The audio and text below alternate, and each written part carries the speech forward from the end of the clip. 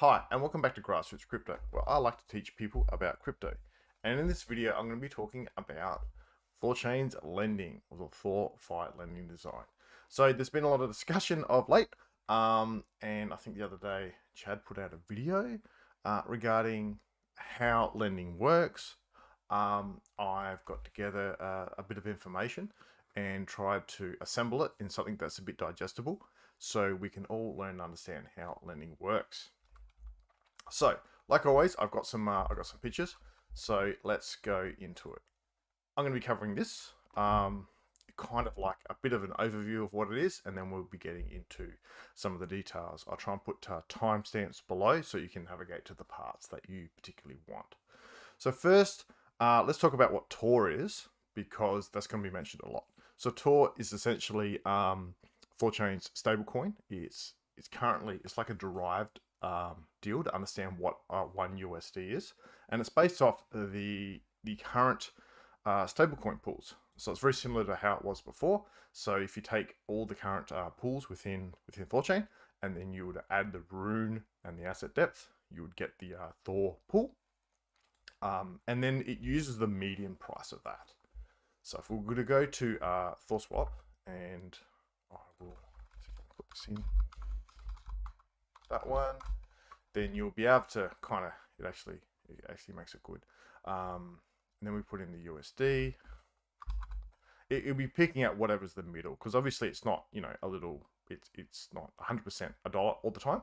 So it'll pick out whatever the middle was. So, if that was like at 80 cents and that was at $1.50, it would pick the middle one or whatever.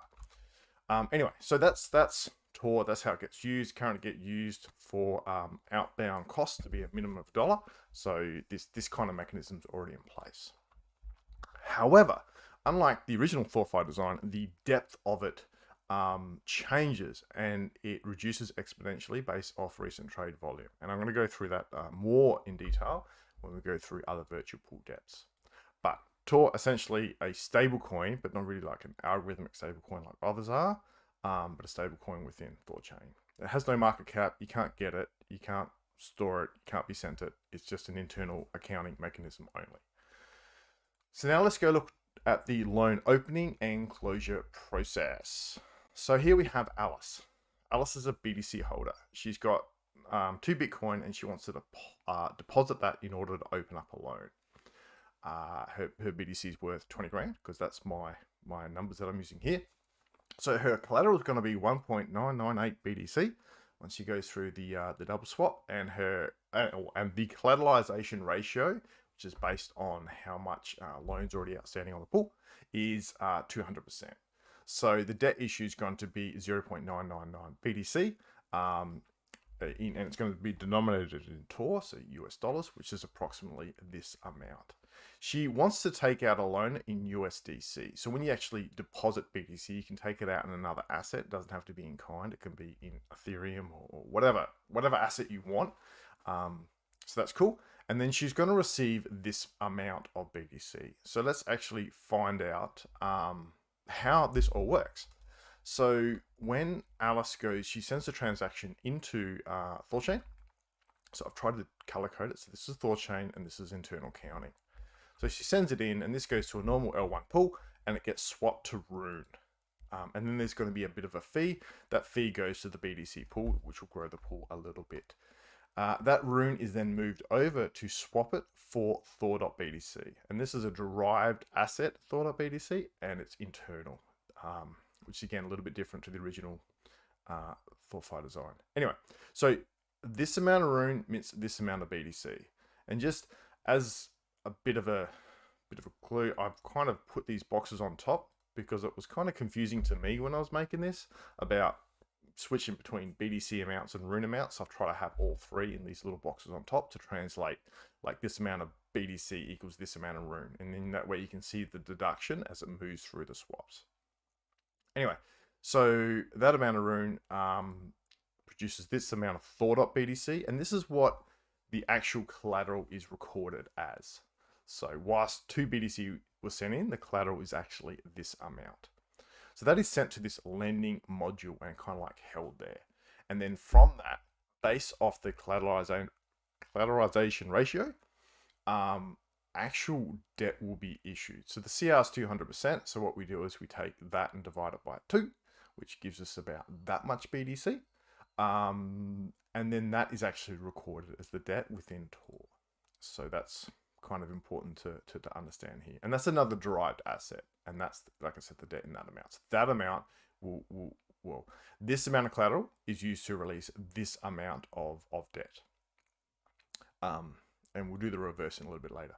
So then we take this THOR and then we burn that THOR in order to create RUNE. Whilst we're doing the minting and burning, when we swapped the actual outcome for RUNE here, so this amount of this 31,000 odd, we sent that here and we burnt this RUNE in order to mint this BTC, or this THOR.BTC. So it's a burn mint in these internal accountings, and it's normal L1 swaps on the outside. But I'll come back to that when we do the closure. So then we go along and we mint from this THOR, this debt. We actually have to swap it in for RUNE in order to get it to the L1 asset. And then there's another fee here. So this fee is burnt. So fees within virtual pools are burnt. Fees within L1 pools go to the pools. So then we swap that again to the actual outbound USDC. And there was, like I say, there was a $30 fee here. I've made up all the fees, all the slips. It's just to show what happens through the process.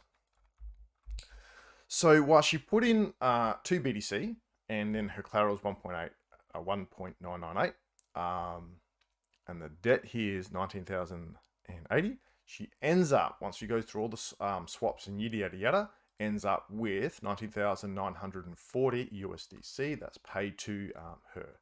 Obviously, that's not including outbound fee, but that's approximately what she's going to get. Just to recap, 2 BTC in, L1 swap for RUNE. That RUNE is then put into, or burnt, taken out of circulation, you could say, in order to create the collateral, which is, again, for counting purposes, you can't get these assets, these derived assets. That's sent to the lending module, looks at the collateralization ratio and releases the debt, or creates the debt. That is then burnt, and this amount of RUNE is created in order to get the L1 swap to the outbound asset. So at the end, about $50 paid to the L1 pool, 24 RUNE is burnt in the swaps, and then this amount of RUNE is actually taken out of circulation in order to produce the actual loan. And that amount there is that amount there. So this is important, but we'll come back to that in a minute. So that's the loan creation, and now Alice can go and do what she wants with it, and she doesn't have to pay it back. There's going to be 0 interest, 0 time limits, and she will not get liquidated. We'll come back why that's important later. So now some time has passed, and Alice wants to go ahead and redeem, also close her loan and kind of reverse the process. So how does that look? So the original debt was this amount, and she was given 19,940. Because she's going to go through all these swaps again, so 2 double swaps here, she needs to pay for or account for the actual fees. So whilst the debt here is 19,980, she needs to give more than that in order to pay for the slips before she gets to the debt. So she puts in 20 grand flat, which is 1 BTC in my example. That is swapped to this amount of RUNE here, which is approximately 19,900. So she paid $30 on the way out in the USDC pool, and now she's only paid $10 here. I guess the depth was increased. Anyway, so from here, this RUNE here is then actually going to be burnt, and then the debt is going to be minted and created. From here, that is sent to the lending module, and then that is a way kind of like saying, well, you've paid the loan back, and then that will release the collateral. From here, this collateral is burnt, and then this is minted. So the real important parts of it is going to be this correlating to this burn, correlating to this mint. Everything else is just kind of like internal accounting and not that important, to be honest. So this amount of RUNE is minted, and then that amount of RUNE is used in order for the L1 swap to produce the L1 outbound transaction in order to give her collateral back in native Bitcoin. So the end result is 30 bucks is paid to the L1 pools. I think when I added all that up, I hope my numbers are right. They may not be. 24 RUNE was burnt in the actual closure of the loan, and then 31,952, which is a little bit less than what was minted, is actually put back into circulation. So, you know, whilst we're burning this RUNE up here, I kind of like think about it, it's out of circulation, and then yeah, we'll talk about that later. And then it's put back into circulation, but the number burnt will not likely be the same amount minted. It could be more, it could be less, but we'll talk about that in a minute. So in my perfect example where prices didn't change at all during the duration of the loan, there's a net reduction in RUNE. 48 RUNE is burnt in fees. 32 is not reminted because I think of the difference. So we lost 80 RUNE in total. 80 RUNE is kind of like out for good in this particular example. And I think she's paid about 160 bucks. You could probably work that out. I'm not sure my number's 100% correct. But in the process of creating, she's gone through 4 swaps. In the creation of closing, she's gone through another 4 swaps. And what's that resulted is fees being burnt, or actually L1 pools getting fees that will increase their depth. Because if you're adding Bitcoin in and taking RUNE out, that causes an imbalance. So that first of all, that causes fees, and then ARBs will come along and rebalance the pool and produce more fees. So that's cool. So you've done the L1 stuff, then you've done the virtual pools here. So that's resulted in RUNE being burnt, and then you kind of done the same process over here as well. So 8 swaps all up when you're doing a loan open and close. So that's the loan open close process in an overview, in a perfect idealistic example. So I want to talk about liquidity traps and how some of the protections that are in here in addition to the current network protections, which I also have to cover as well. So let's go understand the XYK model, and then we can actually go understand virtual pool depths and how they work, which is essentially understanding how these get made. So, well, yeah, let's go understand XYK first, and then I'll come back to that. So if we go along to some things I prepared earlier, then we have this XYK, which is essentially token X, this might be RUNE, and token Y. Actually, I'll find a simple one. So when a pool's balanced, you have the same amount of apples and bananas on both sides. When you're taking out apples and you're adding bananas, you're doing a swap. You're moving up and down this particular curve, and this is known as the XYK graph. Anyway, so the more you move up this particular line, the more you move away from this center point, the more slip you're going to pay, the more fee you're going to pay to convert apples to bananas, so to speak. This could be Bitcoin, and this could be RUNE, like whatever. So that's really important. Big slips, very large swaps will move up this particular curve and then incur large slip fees, and small ones will only like move a little bit and incur less slip. So the more you move the pool out of balance, the more you pay. Now, the depth of the pool, as with regards to like how many apples and bananas you have here, is very important, because if you're trying to, I don't know, using this example, if I've only got 50 apples and then I'm trying to swap 25 apples for bananas, right? So I'm adding bananas or whatever. I'm swapping a large amount. Then I'm moving up the curve a lot, and I'm going to pay a large slip.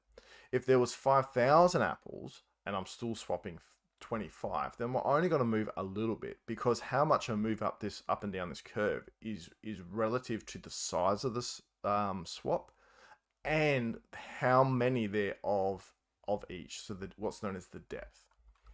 So what this is simulating essentially is, if I'm swapping something and I've got a liquidity pool that's balanced, I'm adding asset, and then I'm taking away RUNE. I'm taking away the other side of the pool. Now, if that's a huge swap, then I'm taking the pool out of balance a lot, and I'm paying a fair amount of slip there. It's costing me a lot. Anyway, if the pool's really deep, just say this was 10 Bitcoin deep and this was the equivalent RUNE. Then if I swapped 1 Bitcoin, I'm moving it by 10%. So I'm going to be paying a fair amount of slip. If this was 100 Bitcoin or 1,000 Bitcoin deep and I'm only swapping 1 Bitcoin, then I'm only moving a fraction. So therefore I'm going to pay a lot less slip. So whilst the same size swap with different depths will produce different slips, and the deeper the pool, the better. Right, hopefully that wasn't too boring. So then when we look at the BTC pool, or the VBTC pool, that is based off the BTC pool. So the depths are the same. So if you were to swap 1 BTC in the BTC pool and then swap 1, THOR.BTC in the BTC pool, this should be THOR.BTC, it's gonna end up with the same slip because they are the same depths. This is virtually based off that. The way virtual pools work now in this particular design is the virtual pool is reduced exponentially based on recent trade volume. Price changes in either direction reduce the depth. So if there's a movement of the price because of trade volume, say I think I've got 2% increase, then 3% down in the BTC price, that accounts for a 5% movement in price overall. So therefore, the depth of this pool is going to reduce because of that. And this is kind of like, in a way, price manipulation protection. And if there's heaps of people moving out of this, in and out of this pool, for whatever reason, it does affect the depth of the virtual pool. Same applies for any of the virtual pools, whether this be Ethereum or the actual THOR virtual pool as well. So just as an example, we have an exponential growth, depth reduction. So the price moves up 5%, then the pool depth reduces 5%. So a little bit. If it moves 20%, so up plus down, then it might reduce by half, which means you're doubling your slip. If it moves, say 40%, then it might reduce by 80%. I haven't got the exact formula yet, but you just got to understand the price movement makes it exponential decrease, not a linear decrease. So 40% wouldn't be 40% reduction, it could be double. So now understanding that, let's talk about liquidity traps. So when we add a little bit of Bitcoin, if everything's normal, we're going to move through the pool, and this virtual pool is going to be pretty much the same as that. So we're going to be paying a very realistic amount of slip. If somebody decides to put, mountains of RUNE into the pool in order to get the BTC price to 100,000, then there's going to be seen as a large change in price or trade volume that is going to significantly reduce the pool here. So, like I said, you've manipulated the pool, and somehow you've fought off all the arbs that are trying to restore the balance of the pool, and you made this 100,000 Bitcoin in order to get a high amount of collateral. That means you put 10 Bitcoin in, you got 100,000 or 10 times 100,000. When you go to this pool, your 10 Bitcoin might actually come out at 2 because the depth is so significantly reduced. It's going to have a massive effect on what actually comes out. So, like I said, you've manipulated the pool in trying to get its own benefit. Put 10 BTC pool in, or 10 BTC in, and then you're going to end up with the same amount Alice did when she put 2 in. So this is designed to protect huge, whales and manipulation, these two, as it moves through. And the same thing is if you start manipulating the USD pool in order to make, say, USD, the stable THOR 50 cents for some reason, you manage to manipulate all the pools, they'll be seeing that price change will be seen, and then this pool would significantly reduce. So when you move through your THOR and you've got, just say you've tripled the amount of dollar value on your collateral because you've manipulated this pool, then obviously the outcome you get here is going to be significantly reduced. So it's in, I guess, the loaner's own interest or people's own interest to keep the trade across these pools or the L1 pools stable in order to keep these depths nice and deep, or as deep as possible. Else, they're going to get squeezed when they're actually doing the internal accounting. So the same, this is in the loan open, the same is actually in the loan closure, in the same thing. So USDC pool comes in and, you want that stable, otherwise the actual what you get back here, the debt you said you've paid back is going to be a little bit less. So if this was half the debt, then you would probably be paying double the slip. So this amount might come out at, say, 15 grand as an example, which means you haven't paid your debt and you're not going to get your collateral released because someone was manipulating with the stable pool coins. Stable coin pools, yes. All right. And another thing is, if these are manipulated, well, if these are really low depth, it's going to pay a high slip, and that actual rune is burnt.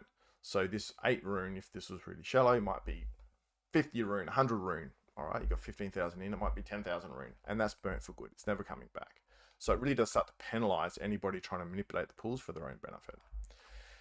In addition to that, so when we talk about flash loans, people are like, oh, can you flash loan THORChain? You can't. Flash loans are where you can take on Ethereum a near infinite amount of money, and as long as you pay it back within the same transaction, like within the same block, so you got like 13 seconds to pay it back, you're good. And the cost to do a flash loan attack is 0. You can try as many times as you want, and it's, you know, if it doesn't work, it doesn't cost you anything. But if it does work, hey, you know, you've got like near infinite amount of money.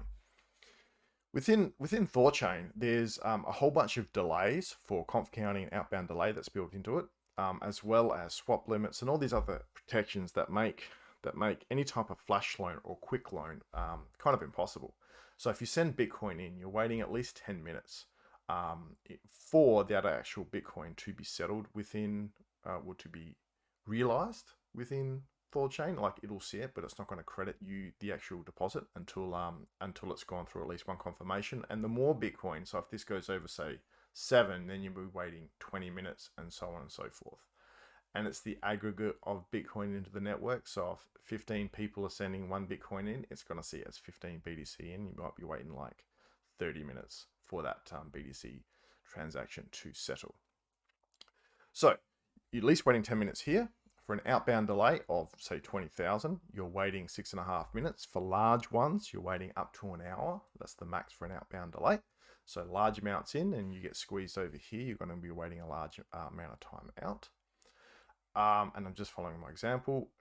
There's no conf counting for Ethereum because now it's proof of stake, but you still have the outbound delay in order to up to 1 hour to get something out of THORChain when you close. So if you're trying to manipulate THORChain and you've got a near infinite amount of rune or Bitcoin, and you manipulate the pools here or here, you're going to have to wait until that near infinite amount of Bitcoin is settled, in 1, manipulating the pool, and 2, trying to open a loan. So you'll be waiting double amount of time there. You're going to get squeezed on this part. So your output of these particular swaps is going to be very small because you've reduced the depths. And you need to get the outbound delay. So for an open and close, that's 16 minutes. You know, that's probably another 16, at least 20 minutes as a minimum just to do a normal loan open and close. For large amounts, you could be waiting over 2 hours. 2 hours, 2.5 hours, 3 hours, could be longer, which means you haven't got enough, your price manipulation, the pool will be taken away by the arbs because they're going to restore the process. So these are these little liquidity traps, and that combined with the existing outbound delay that's already there, kind of really makes it difficult to manipulate the price in order to take advantage of the loan process in your favor. Because you're either the time's going to screw you over and the pool's going to return back to its normal price, or the depths here are going to be too low that you're not going to get a meaningful output within any one of these 4 particular swaps.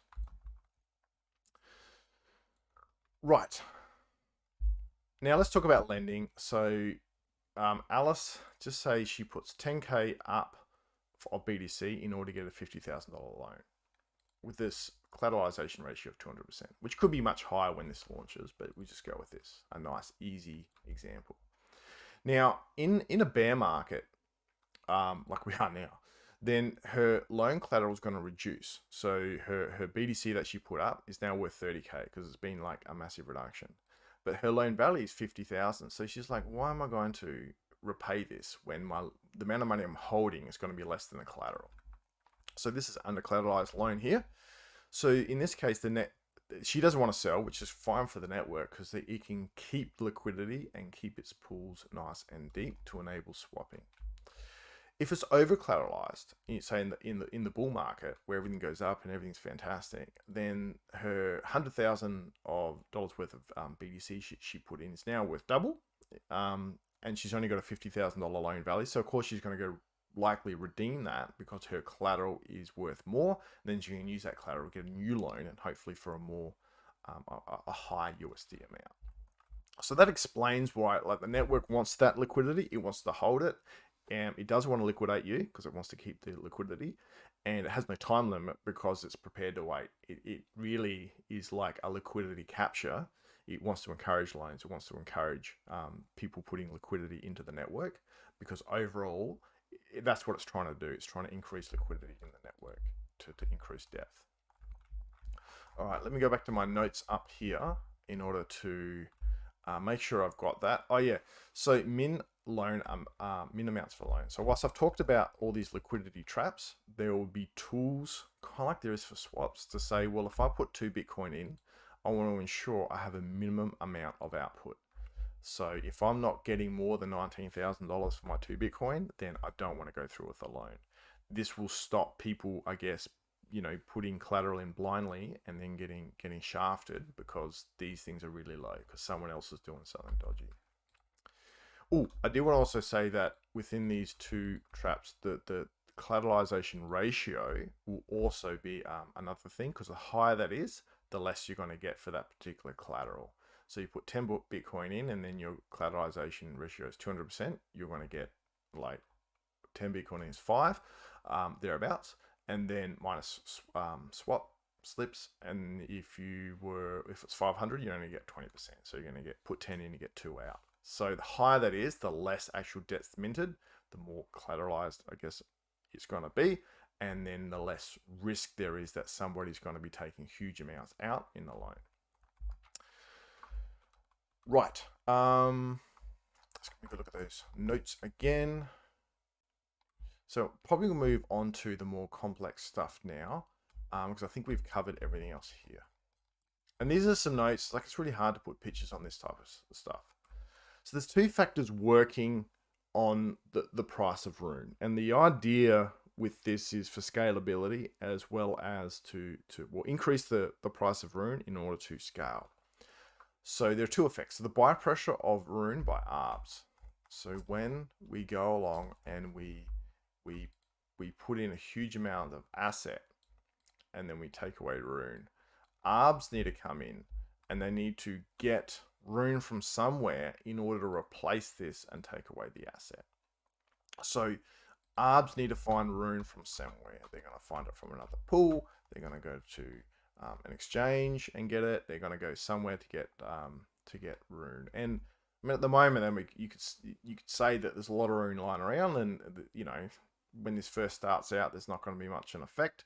But after a while, it's kind of like a snowball effect. The slack will get taken up. There might be some selling after that, so there's more slack put in the system, but the idea is this will snowball. In addition to that, the burning of RUNE, which will reduce the supply. Obviously we do it through fees, and then the idea is that that you'll burn more than you mint. So the key to this second part really is the asset ratio between the asset and the RUNE when the RUNE is or when the loan's taken out and closed. So let me explain that.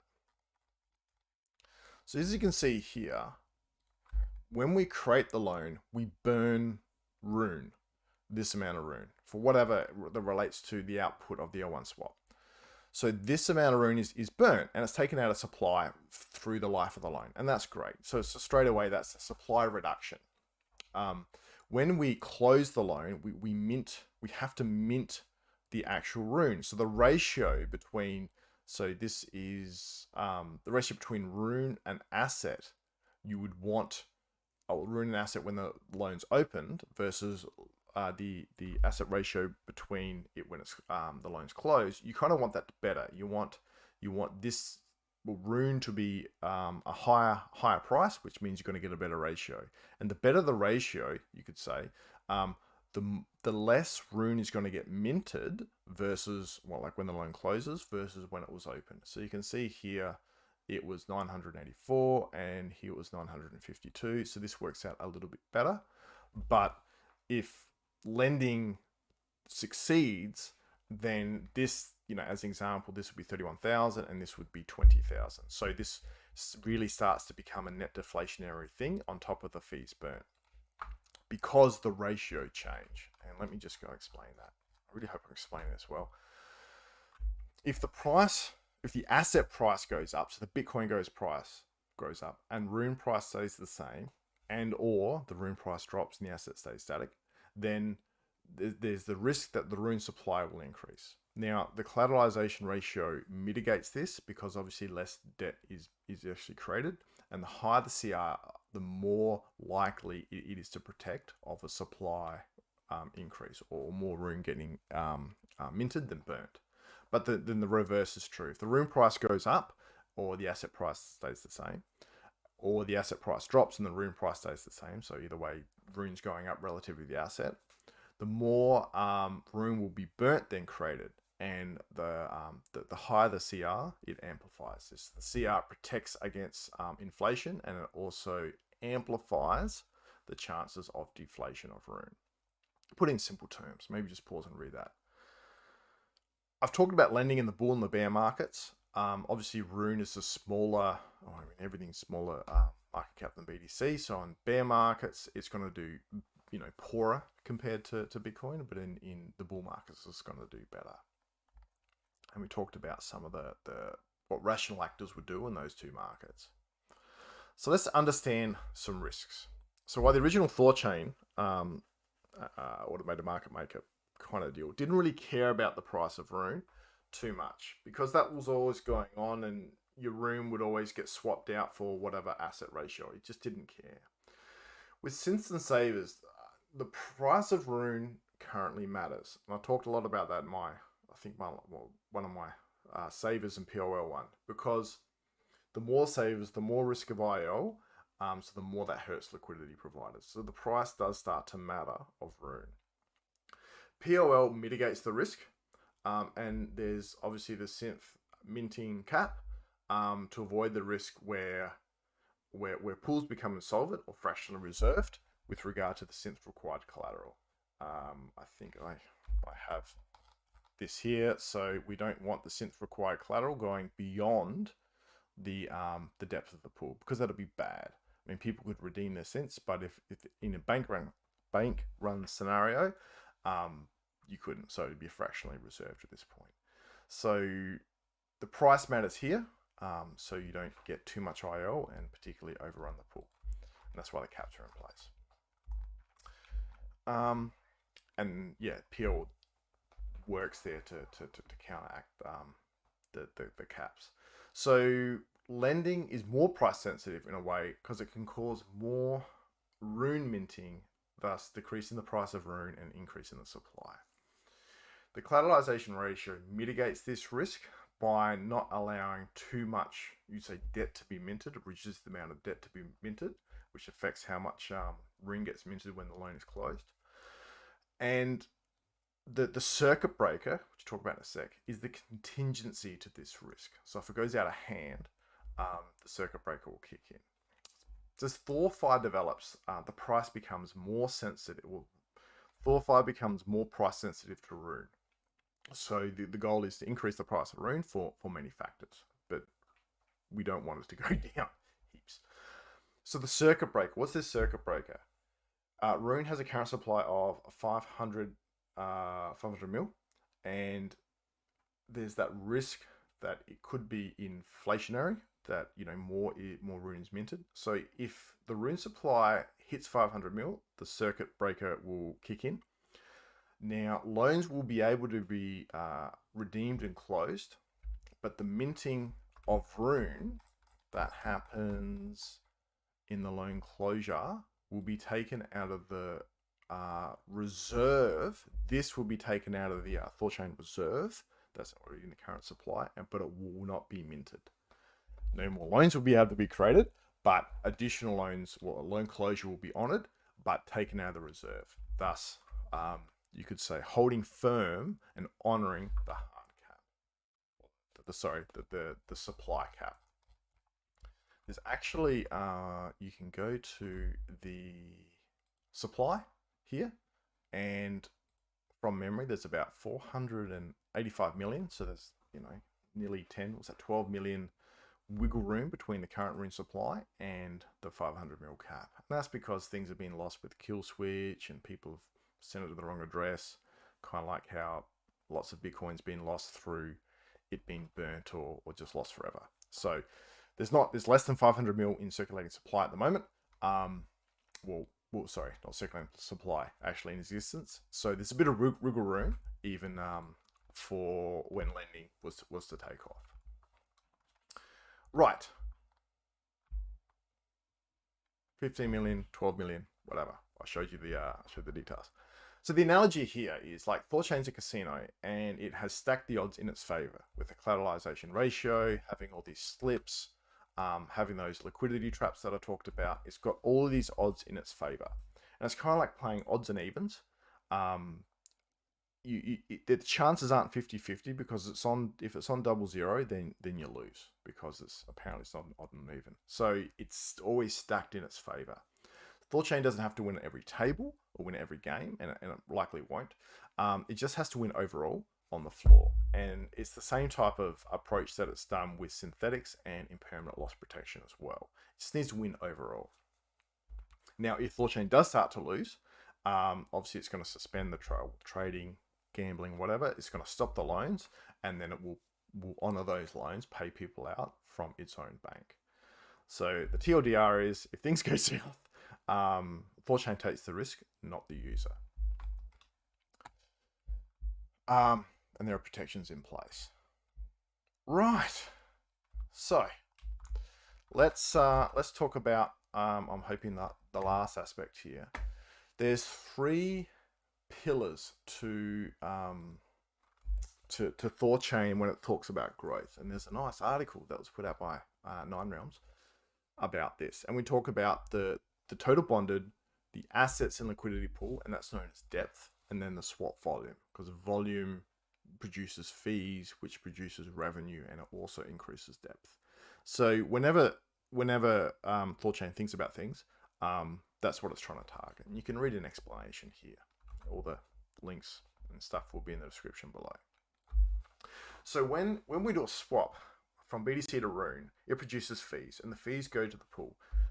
So we're adding BTC and we're taking away RUNE. We're going to do that, and that's a single swap. If we're doing a double swap, so Bitcoin to Ethereum, it's really going through 2 swaps. We're going to be adding RUNE. So we take the RUNE over here and then we add it to this pool, and that's just a counting thing. We're taking away Ethereum.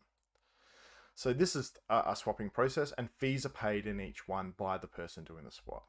Then ARBs come along and reverse the process because the pool's out of balance. So it's going to add RUNE and it's going to take away Bitcoin, and it has to pay fees too. Just like because it's moving up and down that graph, the same thing.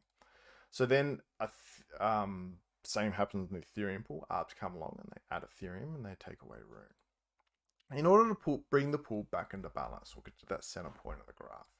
That also produces fees. So swaps, which is kind of volume, produces fees, which builds depth. Because once this is restored, these are going to be a touch higher than what they were before. And obviously those fees and income go to liquidity providers, kind of like in this graph here. It also goes to node providers, but we don't care about them at the moment.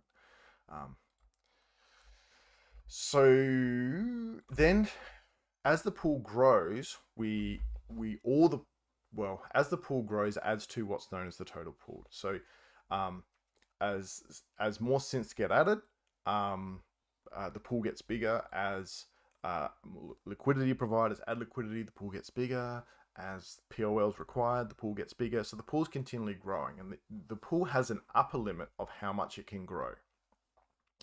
So when we look at this, we start to look at the bond. So we've talked about obviously increasing the volume by increasing the swaps, and that's what this does here, because we've got swap, swap, swap, swap.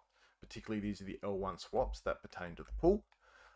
So we're increasing swaps here, and Synth does that really well, and Savers does that really well, increasing swaps, which increases the depth. So here, lending is also designed to target the bond. By increasing the price, well, actually, I'll go back. So what is this total bonded, total pooled?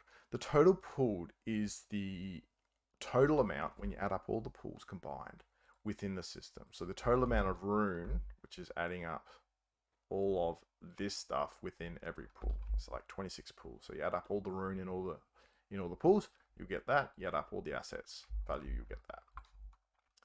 So then you have this thing known as the incentive pendulum, which works with a hard cap. And in simple picture form, you want the total capital to be bonded to be like the same amount as the total pooled.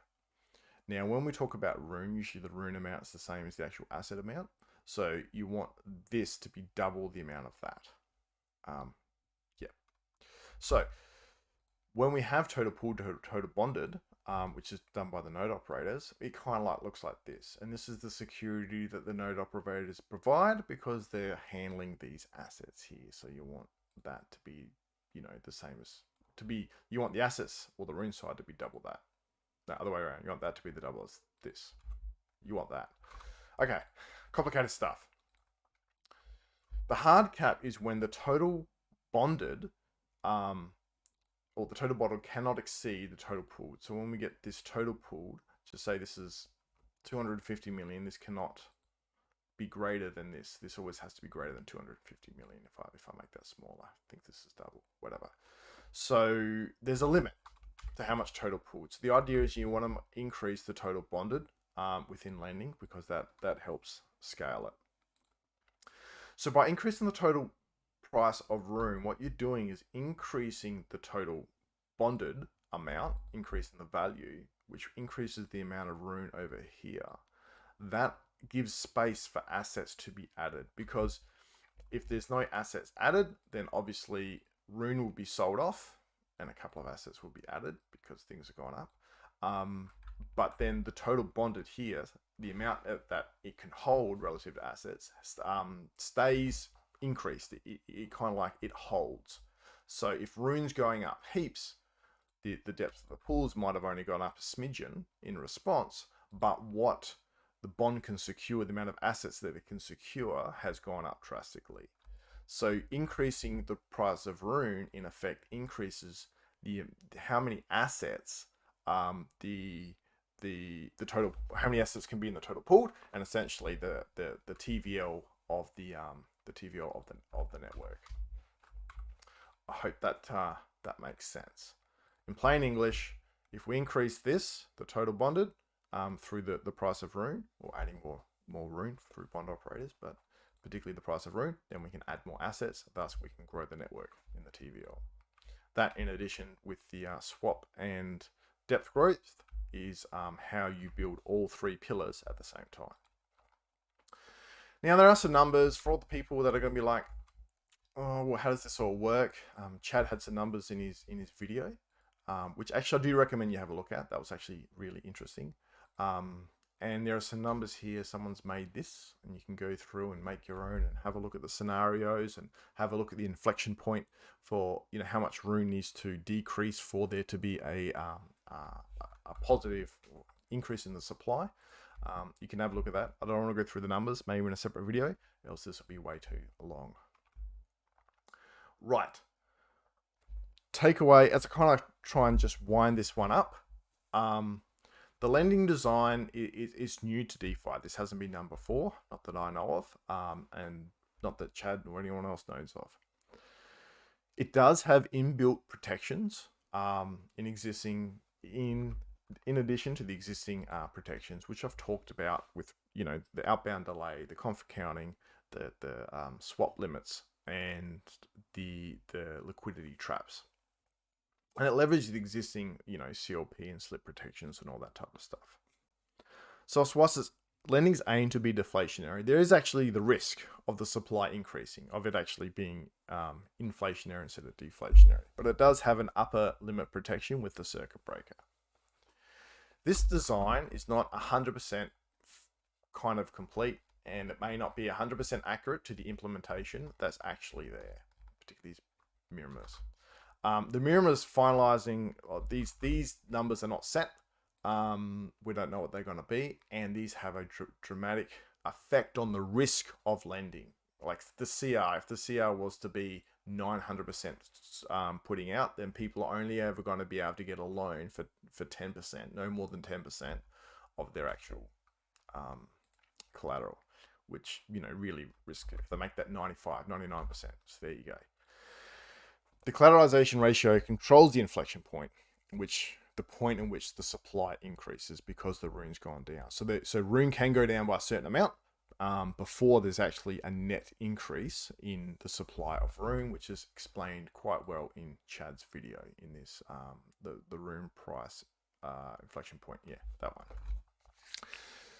If the circuit breakers hit, the loan closures will be honored, so users will not be left hanging. It's not going to be a death spiral. It's not going to be, you know, all those things that some people talk about. And these liquidity traps also provide mass entry and exit protection, because if heaps of people are swapping in and out, then like on the entry or the exit close, entry or close side of the house, then that reduces the depths of these, which is obviously going to hurt users on the way in or the way out if there's a huge amount of L1 trade volume on those pools. So that will make people think twice if they're going to, you know, get caned, like they're going to lose 10% of the liquidity as they move in and out. As I said, there will be estimates done for this, so you will know before you do this. There'll be guides, kind of like as there is for swapping, but there are protections for mass entry and exit, as well as upper limits protection for the supply, and users will not be left hanging, as THORChain will take the risk if the circuit breaker was to be hit, which hopefully it doesn't. Like I said, there's a lot of wiggle room before that happens. And I did talk, I think in Chad's video, he said, well, even if there is a net supply of 100 for a big loan, then you've taken, say, in our example, 32,000 RUNE out of supply for 1 year, and there's been a increase of 100 RUNE. That's not a bad trade-off, that you've traded 100 RUNE supply increase for taking 30,000 out or 32,000 out for a whole year. So you've kind of created the effect you wanted to create. Even though it slowed the snowball, it's contributed enough momentum, more momentum than it's taken away. So net positive in that respect. That's it. That's the video. I'm sure there'll be more details coming out. This may change at some point. You know, finding out what the mirror settings are going to be, the configuration of it, and all of that. Once it gets into StageNet, is going to provide more detail and provide, I guess, more clear picture of the risks and scenarios that can happen given these actual settings and what they're going to be. If you like the video, don't forget to like and subscribe, and you can see more videos like this and different concepts and stuff like that in my other videos. If you have any comments, put it in the comment section below, and until next time, thanks, bye.